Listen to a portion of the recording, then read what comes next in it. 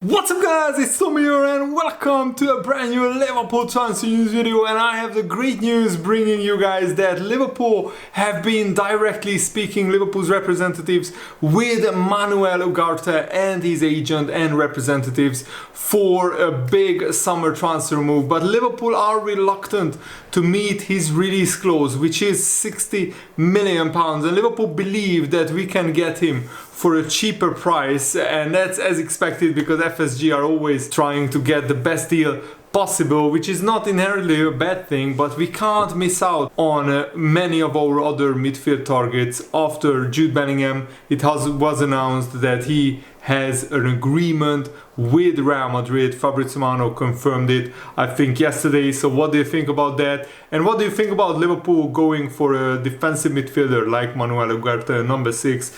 And Manuel Ugarte is just 22 years old, and apparently, according to newspapers, he is one of the primary midfield targets. And it's all well and good Liverpool getting box-to-box midfielders and attacking midfielders, but we need to get the next Fabinho, if you like. We need to get Fabinho's successor, and Manuel Ugarte would be perfect for that role because he's a destroyer. He's a classic out-and-out defensive midfielder with a lot of qualities, and he's only 22 years old. Manuel Ugarte is extremely strong in the tackle. He's young, he's tenacious, and also he has a very high potential, and he has a very good injury record as well. And even at 53 million pounds, which is his release clause, he isn't even the most expensive option on the market. Declan Rice would be 70 million, Moises Caicedo would be 85 million. So I think it's better to look elsewhere. The Premier League established players are always higher in price than normally they would be. They are, you could argue, overpriced. And Manuel Ugarte looks to be very good value for money, even if Liverpool pay his release clause, because at 22 years old he still has plenty of time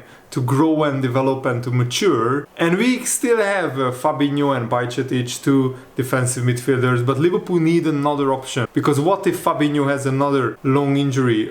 What if Fabinho has another bad season like this season? Manuel Ugarte could come in straight away and basically perform the role to a very high level. Bajcetic is only 18 years old, and yes, he's brilliant, he's a great talent, but we shouldn't rely on an 18-year-old teenager week in, week out if we want to challenge for the Premier League and the Champions League. And also Bajcetic lacks experience, something that Ugarte has in abundance. And Manuel Ugarte already has 159 appearances in professional football. He started his career in the Uruguay Premier League, and then he signed for smaller Portuguese club, and then he signed for Sporting in 2021. In his first season he played 38 games, and this season he already played 43 games, and the season is still not over yet for Sporting. And his current market value is around 25 million euros according to Transfermarkt, but I'm sure that he will go for more than that. And journalist Bruno Andrade has told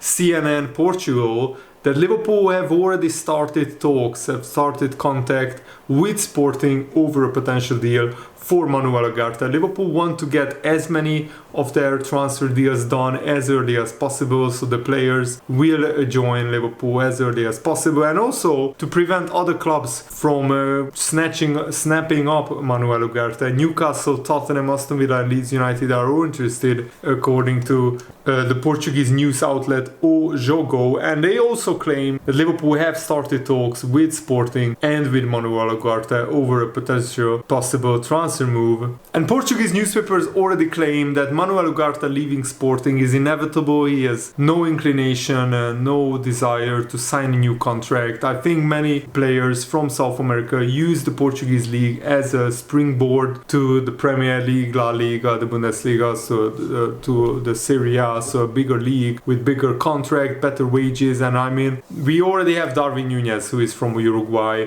We have Luis Diaz, who is from Colombia. And we have, a lot of Brazilians in the team, Alisson, Fabinho and Firmino. So Manuel Ugarte would join a pretty big South American contingent at Liverpool. So he wouldn't feel out of place, or he wouldn't have a problem settling in.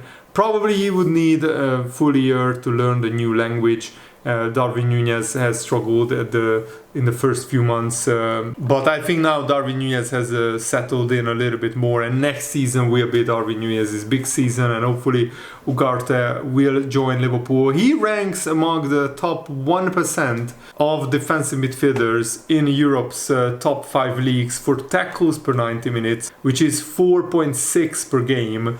Also, he is in the top 3% for interceptions, which is 2.1 per 90 minutes. And he is also in the top 10% for blocking shots, 1.6 per 90 minutes. But he can also pass the ball. He has a very good pass completion rate of 91.3%, which sits in the top 1% for midfielders in the European top 5 leagues, which is very, very encouraging. And I mean, if Liverpool want a defensive midfielder, it's a no-brainer to sign Manuel Ugarte instead of somebody like Moises Caicedo or Declan Rice. Those players are costing twice as much as Ugarte, and they are not twice as good. Maybe even in the case of Moises Caicedo, I would say Manuel Ugarte is on a similar level. Declan Rice, maybe he's a little bit more experienced, having played in the Premier League and having been West Ham captain for a number of years. But still, he's not worth like twice as much as Manuel Ugarte.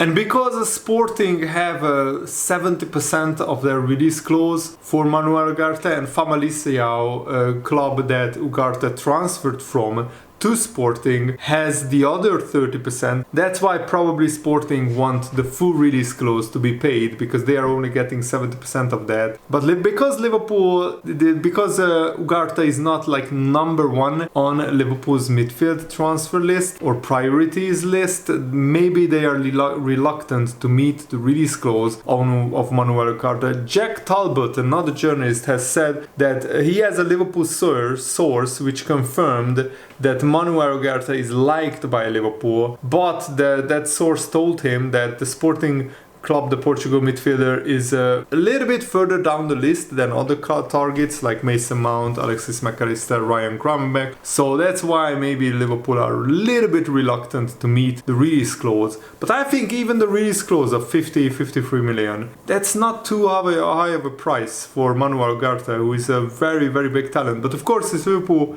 can maybe negotiate a little bit of a lower price, then I'm all for it. And according to English newspapers, Liverpool have flown scouts out to Portugal to watch Sporting's Manuel Ugarte in action. So the scouts are watching Manuel Ugarte, taking notes. And I mean, there are so many reports coming from Portugal, from CNN Portugal, from O Jogo and from A Bola, that Liverpool have made contact with Sporting over the transfer of Manuel Ugarte. So the clubs are in talks, and hopefully that means that Liverpool are interested, and hopefully that means that an agreement can be made over the transfer of this player. And Fabinho said something very interesting about his really inconsistent up and down season. He said, "It is normal to be criticized if it doesn't happen the way everyone wants. Liverpool is a team that wants to fight for trophies, for the Premier League and the Champions League trophy, but unfortunately this season that has not happened. So the press, the media will always look to say, this is the problem, this player doesn't play like he used to. Personally, I try to focus on my game," Fabinho said. "I try to get better, and if I see that I'm not doing my best, I will try to find out why and get better in this aspect. I think as a team it is not always easy to keep playing at the highest level and win trophies every season. This is my 5th season for Liverpool, and we were always fighting for the Premier League and the Champions League and for the Cups as well. What we did last season was unbelievable. We fought for every trophy until the end of the season, and we won 2 of them. So it was a successful season for us. But when you are always playing at a high level, you need to be at your best physically and mentally. So sometimes that level has dropped. When the level drops, people will say, why are they not playing the same way? Why are they not winning like they used to? We are humans. We are not machines who can always play the same way and at the same level.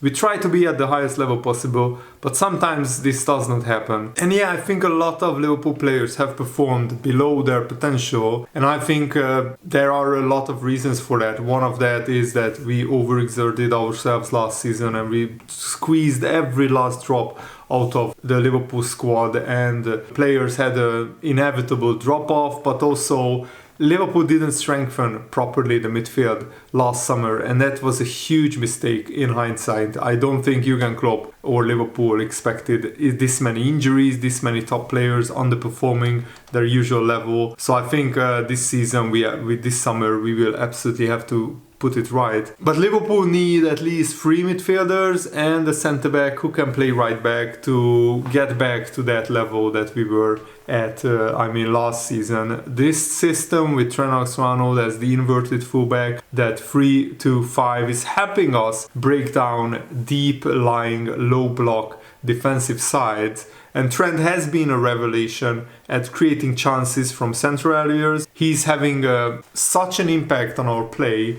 It's like having Thiago or Kevin De Bruyne in that deep-lying playmaker role. But what Liverpool are missing is a proper midfield. I mean, Fabinho is good, but we need better players, like better than Henderson, better than Harvey Elliott. Thiago is injured almost all of the time. And the attacking midfielders that push forward, they need to be goal threats. They need to be players who can score and assist, because Liverpool have so few goals from midfield in the past 2 or 3 seasons.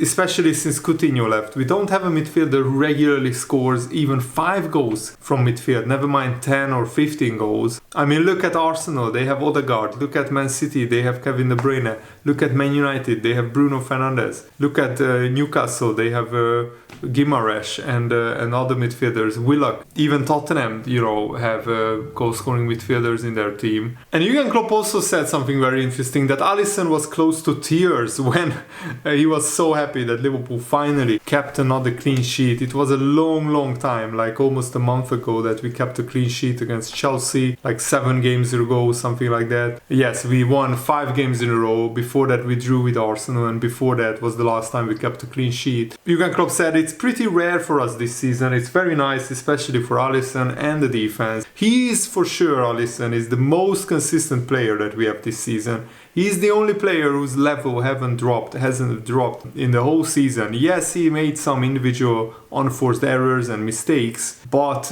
apart from those, he has been our best and most consistent player, definitely. And Jurgen Klopp said that's actually not bad news that your goalkeeper is the most consistent. It's actually good news, because if we are not in a great shape and the level of the goalkeeper drops as well, then we would have been completely lost. Yeah, Liverpool would be in a relegation battle if Alisson had as bad a season as Fabinho or Trent had in the first half of the season. So that's definitely true. But yeah, let me know what you think about all the things that we talked about in this video. And Jurgen Klopp praised Darwin Núñez. He said that Darwin was like a racehorse, really motivated, really on fire. I think for us it's super important. You could see in the beginning, defending the center against Fulham is really important, because Palfinha is there and that is their connector. We were a bit too early out there from Darwin. We tried to fix that, but he was like a racehorse, go for everybody. We opened up, and that's where we struggled slightly. We could sort that, and apart from that, he played a really good game. He was always a proper option for us, and we needed that. And of course, Darwin Núñez is a completely different profile of a player than Cody Gakpo, who presses high, but sometimes he drops speed deep. We need to thread through balls to Darwin Núñez quite early, because he's making so many runs. And if we could find him more consistently, and hopefully with a player like McAllister in the midfield, or Thiago next season, hopefully they will be able to find Darwin Núñez down the middle, or if he's playing on the left wing, running in behind, because his pace is so good. But he needs to improve his decision making, of course, but that will come with time and development. So let me know what you think, and thanks for watching. Hope you enjoyed this. Have a nice day. See you later, guys. Goodbye.